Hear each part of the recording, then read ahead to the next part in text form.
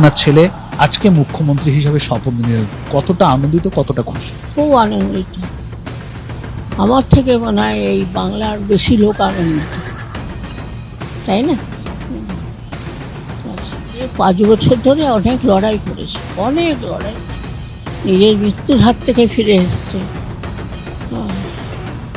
নন্দীগ্রাম পর্বে একেবারে কাছ থেকে তিনি আন্দোলনে নেতৃত্ব দিয়েছিলেন, সেই সময় দিনগুলো কেমন ভাবে কাটতো? আর তো খুব, ও খুব টেনশনে থাকতো না, আমরা থাকতাম কী হবে কী হবে। শুভেন্দুবাবু কি খুব রাগী? না না না না, কোনো রাগই না, একটাও রাগ আটে না মুখে কাউকে।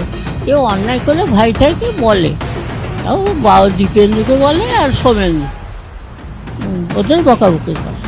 এমনি ঘরে কাউকে না, তার বড় ভাই আছে, সেটা রাজনীতি এত থাকে না, হ্যাঁ, কিন্তু ভাইদের কোনো বিপদ হলে কাছাকাছি ছুটে যায় বড়। হিসাবে কিছু বলবেন, কি কি কাজগুলো করাটা ওনার দরকার বা কি কি কাজ করতে বলবেন?